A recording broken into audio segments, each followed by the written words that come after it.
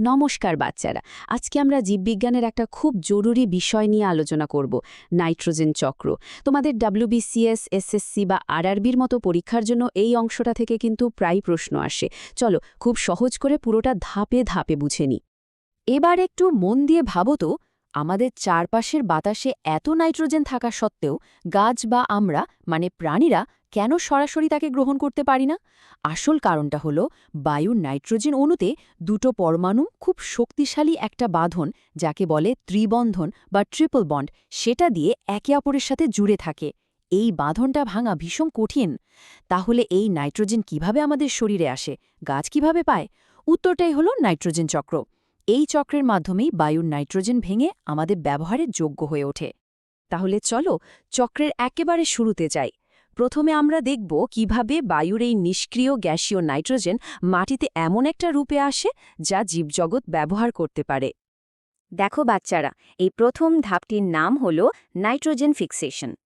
সহজ করে বললে, কিছু বিশেষ অণুজীব মানে ব্যাকটেরিয়া বায়ুর নাইট্রোজেনের ওই শক্ত বাঁধনটা ভেঙে তাকে মাটিতে স্থির বা ফিক্স করে অ্যামোনিয়া তৈরি করে। যেমন ধরো, মটর বা শিম গাছের মূলে থাকা রাইজোবিয়াম নামের ব্যাকটেরিয়া এই কাজটা করে। এই প্রক্রিয়াটাকে নাইট্রোজেন সংবন্ধনও বলা হয়, আর এটা পরীক্ষার জন্য খুব ইম্পর্ট্যান্ট। বেশ, নাইট্রোজেন তো অ্যামোনিয়া রূপে মাটিতে এলো, কিন্তু গাছেরা এখনও তাকে পুরোপুরি ব্যবহার করতে পারে না। তাই এরপর মাটিতেই এর আরও কিছু রূপ পরিবর্তন হয়। চলো দেখি সেই পরিবর্তনগুলো কিভাবে ঘটে। যখন কোনো গাছ বা প্রাণী মারা যায়, তখন তাদের দেহ মাটিতে মিশে পচতে শুরু করে।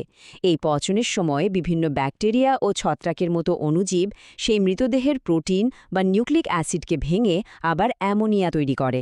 জৈব পদার্থ থেকে অ্যামোনিয়া তৈরির এই প্রক্রিয়াটাই হল অ্যামোনিফিকেশন, বুঝলে তো? এবার আসছে সবথেকে গুরুত্বপূর্ণ একটি ধাপ, যার নাম নাইট্রিফিকেশন।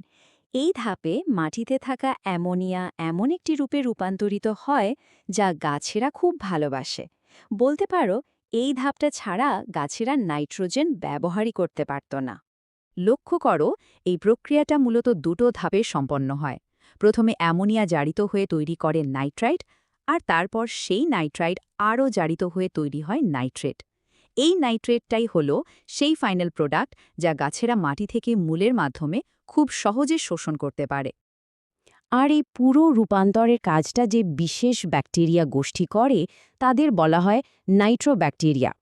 এই নামটা কিন্তু MCQ এর জন্য খুব গুরুত্বপূর্ণ, তাই এটা খাতায় ভালো করে নোট করে রাখো। পরীক্ষায় প্রায়ই জিজ্ঞাসা করা হয়, নাইট্রিফিকেশন কোন ব্যাকটেরিয়া ঘটায়। আশা করি এই পর্যন্ত তোমরা সবাই পরিষ্কারভাবে বুঝতে পারছো। যদি এই রকম সহজ করে ধাপে ধাপে বোঝানো তোমাদের ভালো লাগে, তাহলে চ্যানেলটা অবশ্যই সাবস্ক্রাইব করে নিও, যাতে পরের গুরুত্বপূর্ণ ক্লাসগুলো তোমরা সহজেই পেয়ে যাও। চলো এবার আমরা চক্রের প্রায় শেষ ধাপগুলোর দিকে এগিয়ে যাই।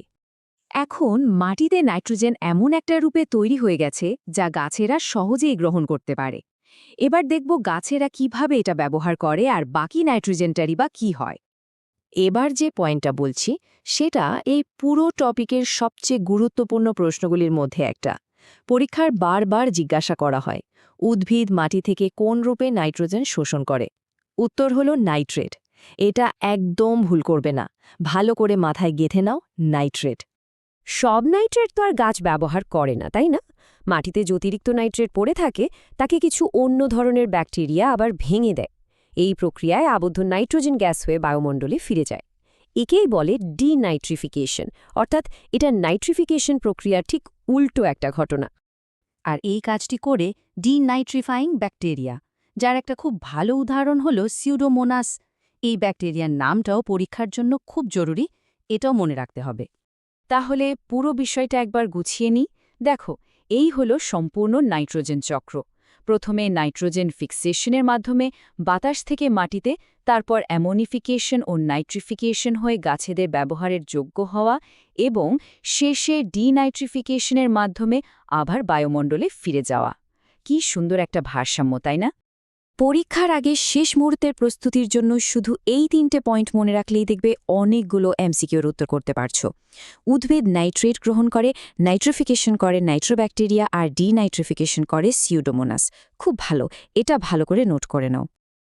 এটা কঠিন নয়, একটু মন দিয়ে পড়লেই তোমরা সবাই পারবে। শেষ করার আগে স্লাইডের প্রশ্নটা নিয়ে একবার ভেবো। এই চক্র যদি থেমে যেত তাহলে গাছপালা প্রোটিন বা ডিএনএ তৈরি করতে পারত না, আর তার ফলে পৃথিবীর খাদ্য শৃঙ্খলটাই ভেঙে পড়ত। প্রাণের অস্তিত্বই হয়তো থাকত না। এতটাই গুরুত্বপূর্ণ এই চক্র। পরের ক্লাসে আবার নতুন একটা টপিক নিয়ে আলোচনা হবে।